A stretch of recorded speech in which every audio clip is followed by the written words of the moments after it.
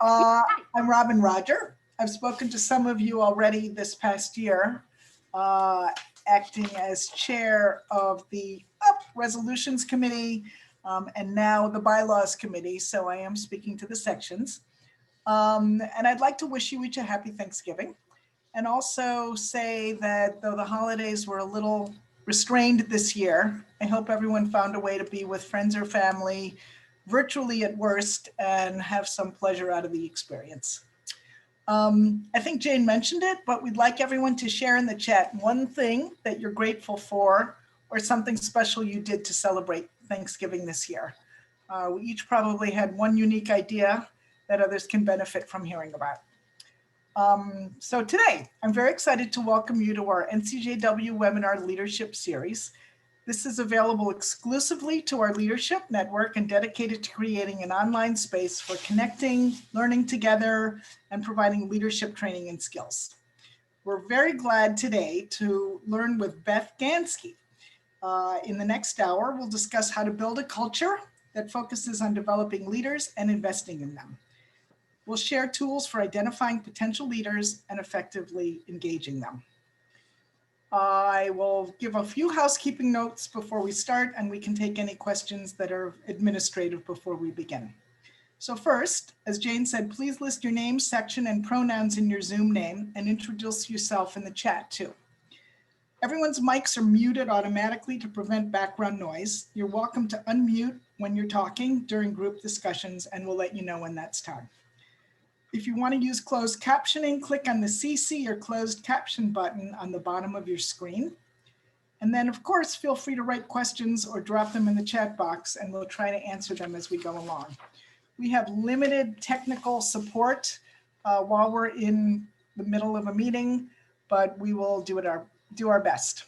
And then finally, we're recording the seminar, and we'll upload it to the website to share with you and send forward to others that you might want to include. And with that, it's my pleasure to introduce our speaker, Beth Gansky.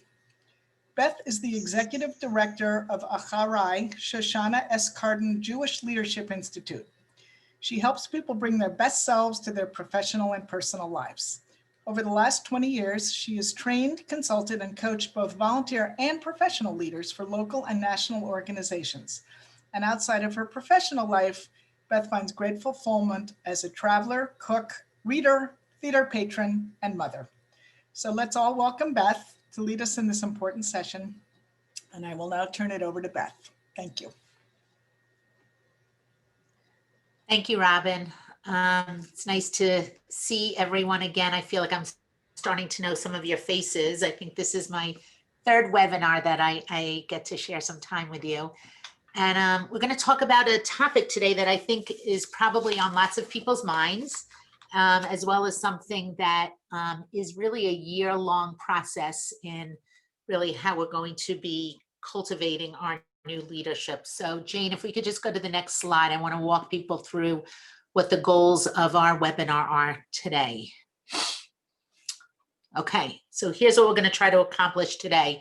And my style is, if you have a question, just kind of try to get my attention, put it in the chat. We'll make this as interactive as we can, and we have a lot to cover. So here's our goals today.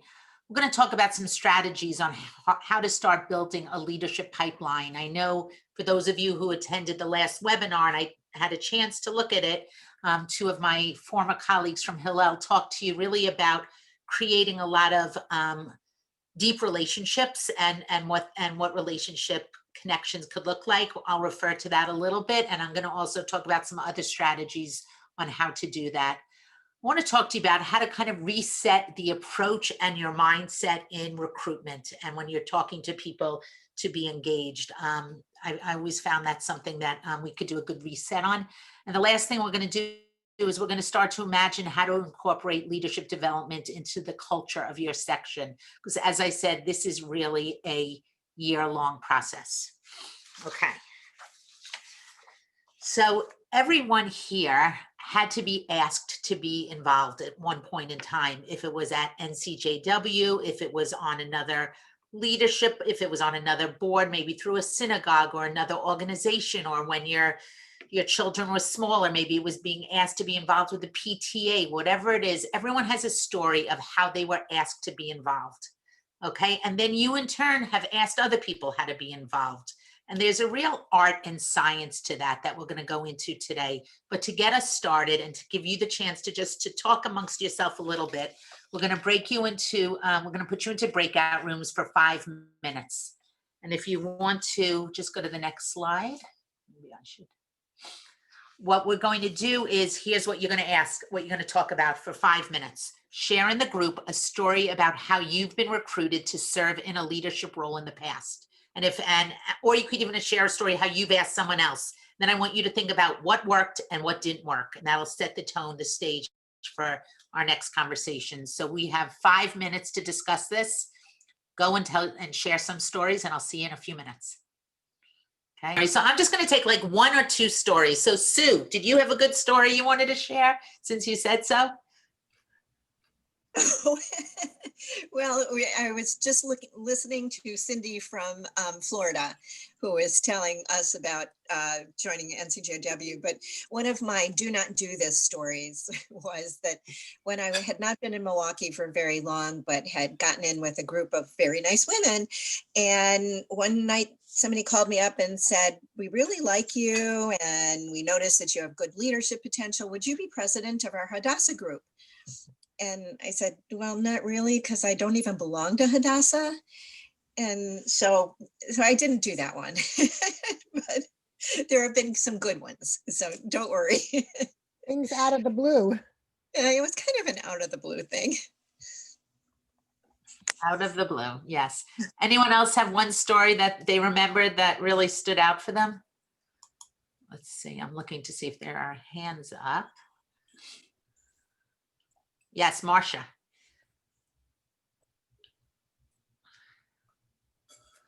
You just have to unmute. There you go. I was just telling the group that I came in to be a consultant for a program.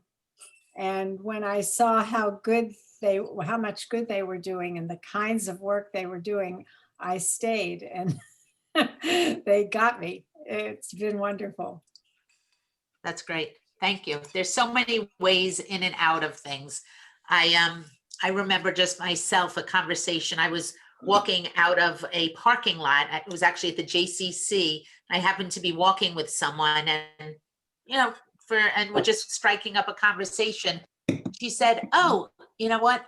I meant to ask you, do you think you'd like to join the board of the synagogue?" I mean, out of nowhere. And I was just thought to myself, if you're like going to be the president of that board, I really want to teach you some things about how to ask someone to take on a role. But no, I did not join that board. So yes, I know when things come from out of the blue.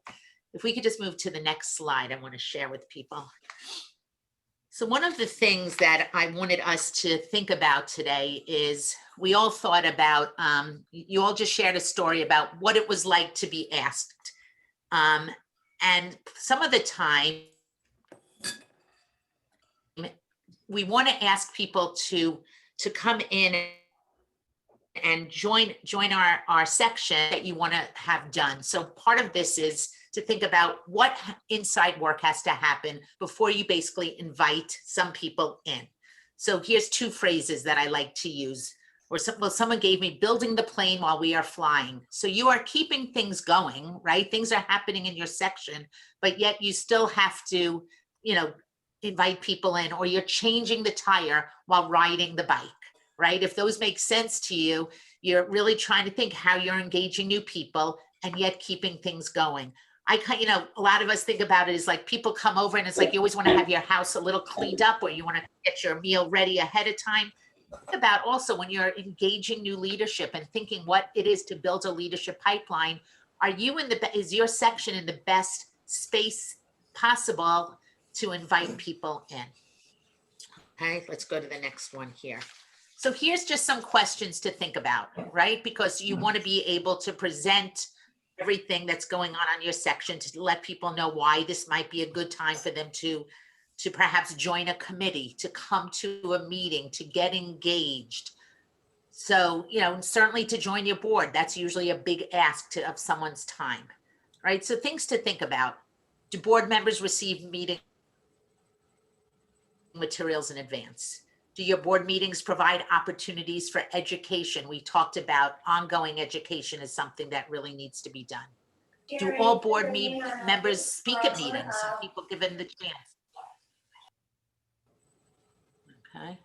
Are differences of opinions treated as a conflict that needs to be either quelled or resolved?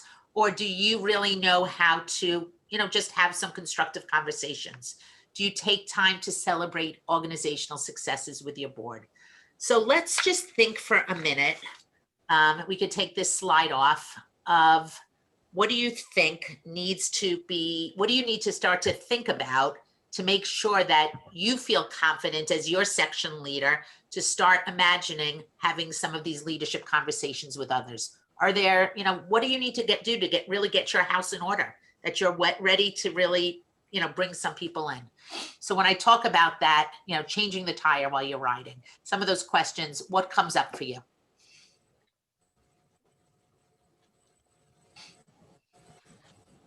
I'm looking. How about writing job descriptions as you're looking to fill them? That's a good one, right? You want to take some time beforehand to have that done, right? What are some of the other things? Since I don't see all of it, I don't see everyone, you could really speak up. Making sure job descriptions are done. Sherry, you need to unmute yourself. I've had interesting speakers at board meetings to just level up the level of education about some community-based organizations. And we're in the midst of a crazy election in Georgia. And so we actually adjourned the meeting so that we could stay tax exempt, and then went into some discussion, political discussion that was partisan, and everybody stayed on and was captivated. And we had a speaker as well to help us through some of what's going on in Georgia. So people love the board meetings. Hi, this is Judith in Chicago. That's wonderful, Sherry. So you really added. Hi. Go ahead, Judith. Hi, thank you, Beth. One of the reasons I joined NCJW in Chicago, because I realized that they invested in leadership. They invested in, as we see, we are invested in teaching leadership skills. Not everyone is a born leader, as we know. So that was very attractive to me. And I have learned, I've been so thankful that I've learned so much and can also share this with my friends and family too, what I'm learning. But in addition to which, it makes me think that some of our members may not know that we do this, that we teach you how to be a leader. We invest in you. Because I think sometimes when you hear the word leadership, you go, oh, no, I'm not a leader. I don't want that. I'm not, but it's fun. It's fun. And as we see it, it's helping to make changes. And if it's any time that it's time for women to be leaders, it is now. It is now. Thank you. Great comments. Yes, Carol. I think it's important to make sure that the new person or the prospect feels that there's support, that you will either yourself, if it's the job you're trying to recruit to is your own job or someone else's, that they will be a co for a while, or something that will ease them into the position without the fear of, oh my God, can I do this alone? Right. Maybe a mentor program. Yes. All of those things. Yes. Sally Jo. We have a program in Detroit or Michigan called NCJW Strong, and every new board member has to go to the 4 meetings, and it really first of all, it gives them a camaraderie of all the new board members. All of a sudden have a friend that they can look at and say, oh, I know you. But it also has the way of learning all about the organization, from the history of it in Michigan to every single opportunity you can have, to how to run a meeting, to how to be a leader. And it's an amazing, amazing thing that we have in Michigan. And I think it really makes the board members, the new board members, feel like they are really important. I think that sounds Excellent. Now, do you have a set schedule, a set curriculum for that, Sally Jo, that you would be We do, willing to and if- share with and if- others? Yes, and if somebody wanted it, I'm sure that the woman who is in charge of it would be happy to send it on. It's really amazing. I mean, I know that there's two people who are on this meeting right now. I've been through it, and they have also been through it, and I think it really gives you a sense of who you are and what you're working on, and as well as really That's great. finding friends. Mhm. All right, I know there's more comments. I'm going to keep moving. One thing to think about when you're really trying to figure out like what the pulse is in each of your own sections is to do something like a board assessment. And if you could just show the next slide, if we could share that slide, please. So I don't know if people have utilized this. Let me make sure it comes up. I know my friend Louise Zaretta, who's on the call from Tucson, Arizona, has certainly used this because we've worked together when she is in Baltimore. But one thing you might want to think about is sending something like this out to your members. It's an opportunity to engage them to see what they're thinking about. So you ask them to rate different things. This is just a couple of questions. You know, how do they rate the performance in these from poor to excellent? Can they define their organizational values? Do they understand their board roles and responsibilities? Do they feel that the annual budget reflects priorities? Are NCJW's mission and values used to drive decision making? And maybe let them help you. What are 2 or 3 most important areas that each of your boards should address to improve the performance in the next year? This is a really good tool to use, a board assessment tool that really will help, give you feedback and information on what perhaps, needs some attention. Okay, so here I see in the chat that some of you have done this. And different examples will be made available to you. Have people in the past, I see that Chicago did this. Debbie, do you want to comment on this? We could take this off and see where Debbie, let's see if we could find Debbie. I'm up here. We did it this year for Okay. the first time that I know of, though I've only been part of the organization for 4 years. It was also included in the board assessment. Actually, we did anonymously and it was electronic. And then we also we asked people to take an individual assessment as, how they saw themselves as board members. And that was really for their own use, not necessarily for us to see. So that's how we did this was the first time we tried it. So we did get feedback. So it's been useful. Right. I mean, Debbie, there's different ways to, you could do a board assessment for individual board members, right? How they are assessing themselves, and they could always. Right. Oops. I lost it. Assess the whole board, so there's 2 different. Right. And we did 2 different ones. They're both important. Yes. Got it. So we Any tried. comments on?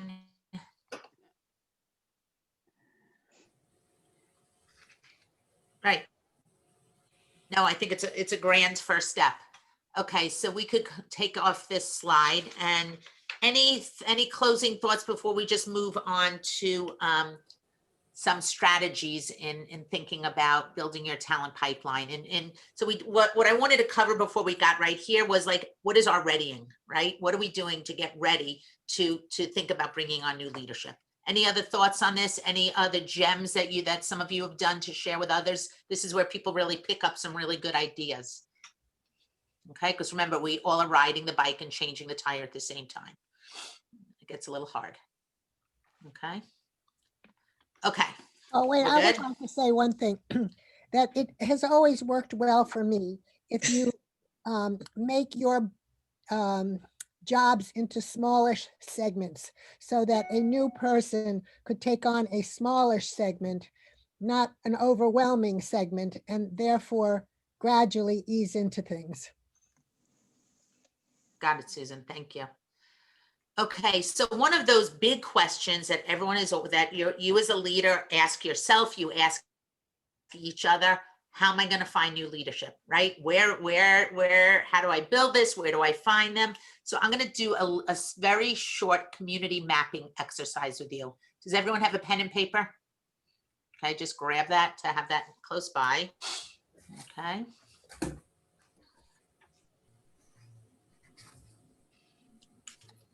What I want you to do is make a list of every community you are a part of. Okay, your family is a community. Your neighbors are a community. You're part of a Mahjong group. You're part of a hiking group. You're part of an college. You're part of whatever you're a part of. I want you to make a list. Okay, maybe you're a group, you're a docent in a museum with other docents. You go biking, whatever it is, I want you to write down a list of every community that you are a member of. Okay, I'm just going to give you a minute to write that down. These are all the different touches in your life. You're part of a book club.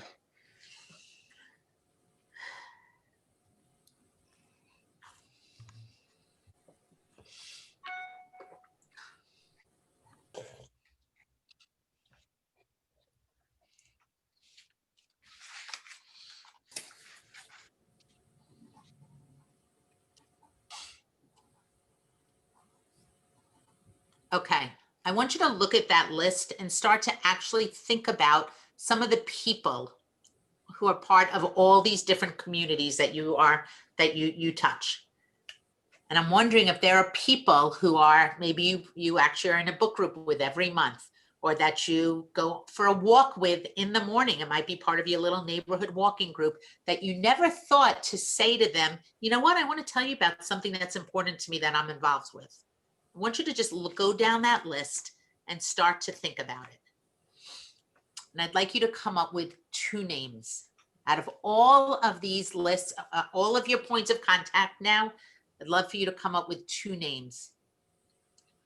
Maybe you have a daughter. Maybe it's one of your daughter's friends. Maybe you have a niece. It's one of your niece's friends. Maybe you just have, other women in your lives who you want to connect to their friend group. I want you to think about that. And if you've identified 1 or 2 of these people, just write down in the chat where you found them. Were they in your book group? Were they in your Mahjong game? Were they in your, you take classes on, classes online, and there's someone who's in all your classes who you think might be passionate about some of the things. Think about like where you're finding these people that you might not have thought about. Okay. Thanks, Olivia.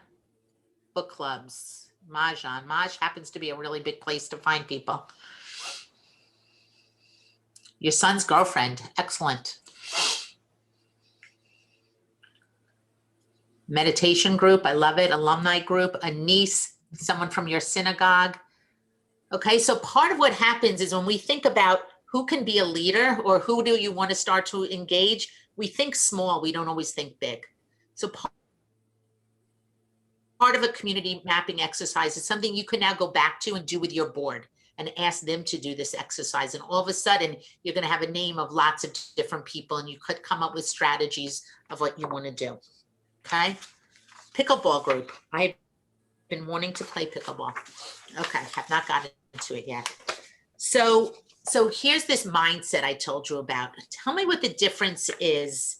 And some of you have, when I asked you about what were some of the stories when someone tried to engage you or asked you to get involved, I'm sure you've heard in the past, oh, Jane, I'd like to ask, we're not doing our role play yet, Jane, but I'm just giving you this example. Jane, I'm part of NCJW, and we're looking to really bring on some new blood, and we'd love some new people. And do you think you could you do me a favor and come to a meeting? Can you do me a favor? It won't take up a lot of your time. It's really easy instead of, hey, Jane, I don't know if you know, but I've been involved with NCJW for a really long time, and I am so passionate about our work and how we invest in leaders. And I think this could be an incredible match for you and your passions. It's such an opportunity, and I would really like to tell you more. All of a sudden, it's like, instead of coming from this place of doing me a favor, and this won't take up a lot of time, to we can enrich your life by the opportunities we offer. So I want you to think about, like, what is the mindset you have in going into a leadership conversation? Okay, Jane and I are going to talk to each other for the next couple of minutes, just to give you a little example of what something like that might look like. Jane has been on a committee for the first time. She's been at NC, so she's a new member. She's been around for 3 to 4 months. Okay, I'm the committee chairperson, and as that, I am like vice president of my section. Okay, so that's who we are going into this conversation. Hey, Jane, thanks so much for taking time to have a virtual cup of coffee with me. How are you doing? I'm good. Thanks, Beth. How are you? I'm doing great. So I have to tell you that I really noticed at the marketing committee meetings that you're on now, you always bring such a fresh perspective. I really liked your idea of reaching out to outside of our catchment area. Tell me, like, do you have a marketing background? I'd love to know a little bit more about, what you do professionally. Yeah, over the years, I've worked with a number of different nonprofits. I've held so many different roles, and marketing is certainly part of what I've done. And it's something that I do enjoy doing sometimes. Sometimes I get it. Sometimes, like, that's too much. But I really did notice that people actually listen a lot when you talk. What are some of the other organizations that you've been involved with? I've worked with Avodah, the Jewish Service Corps. I've worked with environmental organizations, including Defenders of Wildlife, and Food and Friends, which is a local nonprofit working on food issues. So really all over the board. I've so many different passions and ways that I've been involved. Yeah, that sounds neat. And I also know you're a newcomer to Baltimore. You've just lived here less than a year. How's that transition going for you? Do you feel like you're kind of finding your groove and your niche of people who you like to be with? Not really. COVID's made that very hard. I haven't really had an opportunity. And other times I'm so social, I'm really an extrovert. And it's been really hard because I want to connect, but it's so limited these days. And we have a small child, so my time is also a limited resource. Oh, I get it. I can imagine just what it is as bringing a young family to a new community. I actually know a program that they're called Community Connectors, and they connect people who are new to the town with like-minded people. Would it be okay if I connect you to that coordinator? Yeah, that sounds like something I might be looking for. Cool, I'm going to do that. Let's get back to NCJW for a moment. So I know you're on the marketing committee, and look, I've noticed that I think you have so much leadership potential. Is that the committee that you feel you want to give some time to, or is there something else that we should talk about? Because, look, you're new, and we want your passions to be a match for the work that we hope that you'll be doing. Thanks, I appreciate that. Yeah, could you tell me a little bit more about other committees and ways that I might get involved? Is there any particular committee that needs help right now? Sure. Okay, so time. Thank you, Jane. All right, so let me just point out what were some of the things I did there. I tried to connect to, like, she knew that I knew that she had just moved here. How can I help connect her? I want to connect to her as a person. I want to be someone who cares about her. I want to ask her if this is something, even though she's on the marketing committee, what are the other things that she might be interested in? Okay, so when you go into these conversations, there's lots of different agendas that need to be set.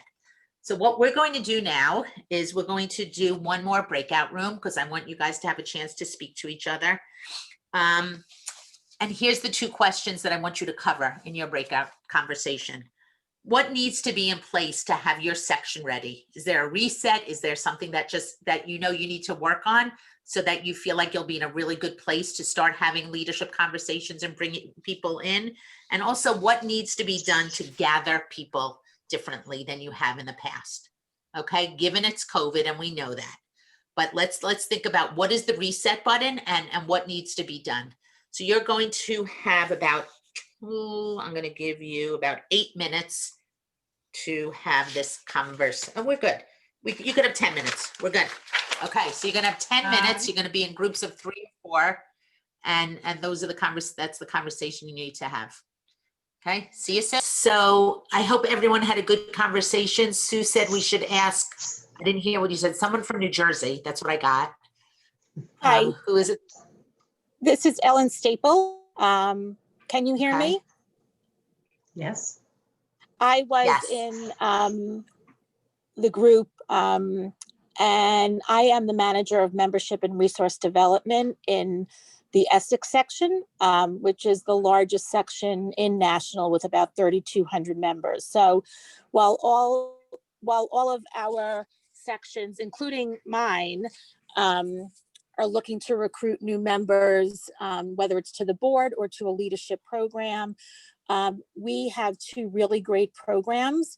One is a leadership development program where we identify members who we think will be future leaders. So it's a program that runs over 4 sessions, and they talk about qualities of a leader and what it means to be a leader at NCJW and the mission and the commitment and the programming where we feel that they would really thrive in. The other thing we do is every year we have a program called A Closer Look.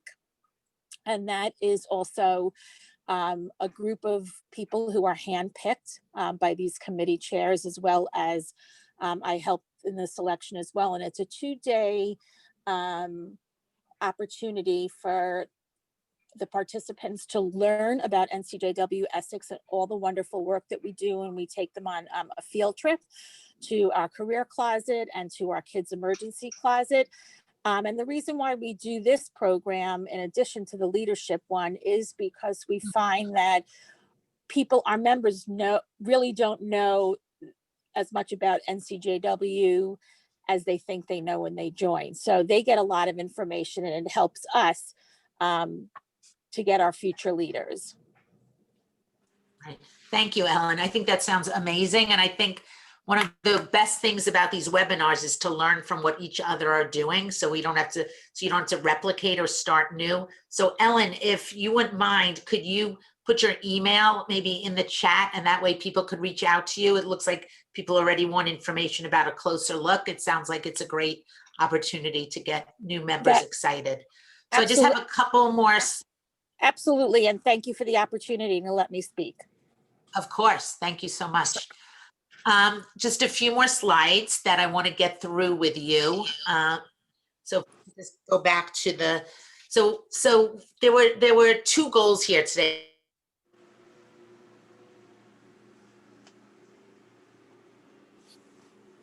I know someone had a question. We're talking about how to bring some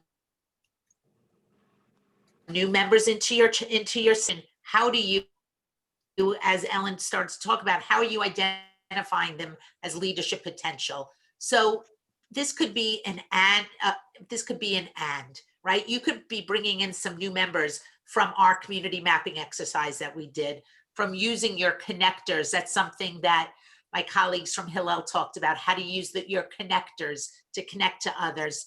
And let's not forget that many of you partner with other organizations for some specific projects, some advocacy work, some social action work. Maybe there's a joint ask from both organizations, leveraging your relationships, and that shows all the collaboration you're doing within your community. So just continue to think about it is bringing them in, but then it's once you bring in women and you get them excited, you do want to quickly get them working on behalf of NCJW for them to feel like this is a good use of their time. Okay, next slide, please. So we talked about how to turn your members into leaders, right? So much of this is investing in your human capital, right? That's what it is. For you to be constant, and this is everyone's job. So I could imagine that after every board meeting, or even after an event, you want at your executive committee level to be having as a standing agenda item, Who did we notice as a potential leader?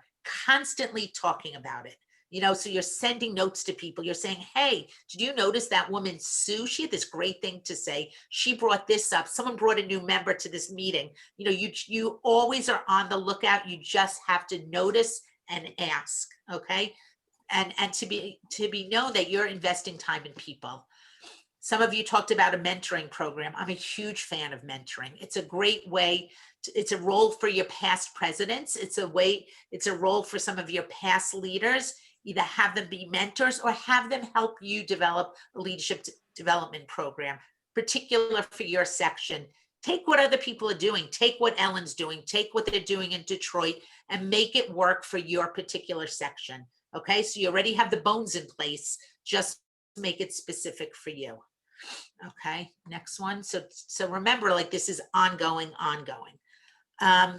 One thing that one of you would talk, where someone made a comment about this right at the beginning, like, what are you known for, right? What is the messaging and branding that you want to be known?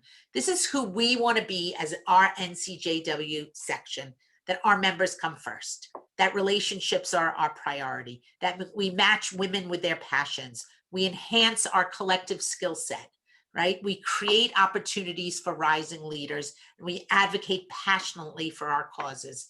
These I was able to rattle off really quickly, but I would hope that you could take some of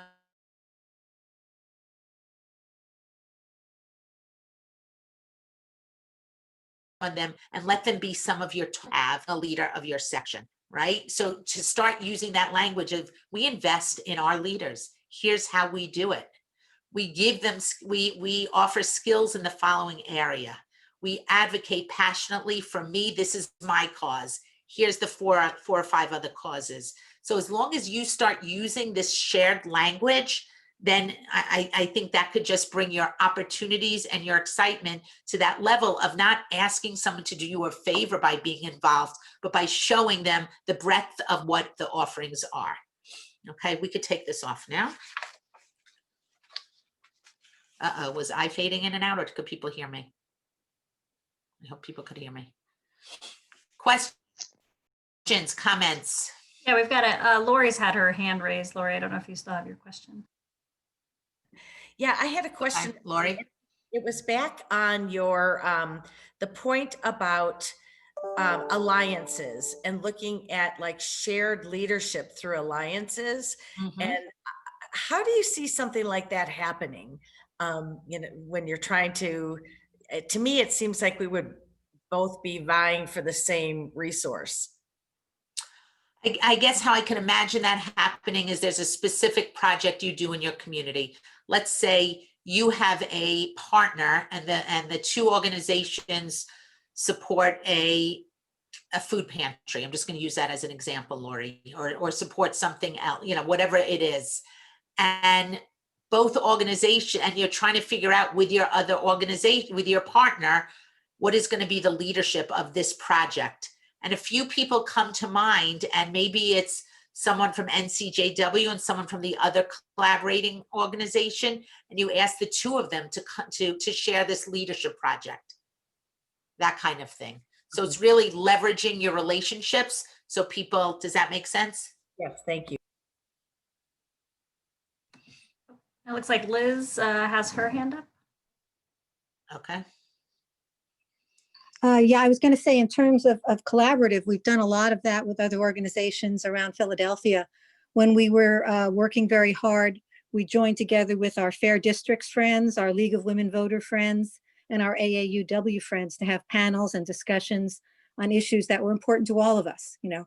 And they affect the Jewish community as well as other communities. So it was very helpful to partner with them. And we continue to partner with those organizations, you know, on gun control, you know, ceasefire. We work together with a lot of other organizations in our advocacy work in particular, because our voices are louder when we join with other groups. Exactly. Thank you. Great examples, Liz. Any other hands up that I don't see? No. So Judith, yes.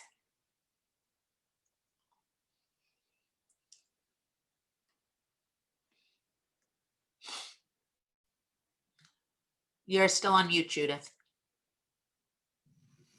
I also just want to note the time, and I'm Yeah. wondering. I'm going to be quick, Lindsay. I just wanted to put in a plug for our big virtual gala on, I think it's a Wednesday night or a Tuesday night, December 15th, honoring Senator Tammy Duckworth and Tina, I think you pronounce it Shane, who worked in the Obama administration and is now the leader of the Me Too movement. This would be a great opportunity to invite new friends, to see how wonderful we are and how we are part of a transformative 21st century. So I know that the admittance price is $100 at the lowest level, but perhaps there's some way if you are interested, I don't know, Lindsay and Samantha, maybe there's a way to massage this if members want to invite a friend or two to join the celebration. But to me, this is an opportunity that can't be missed. Thanks, Judith.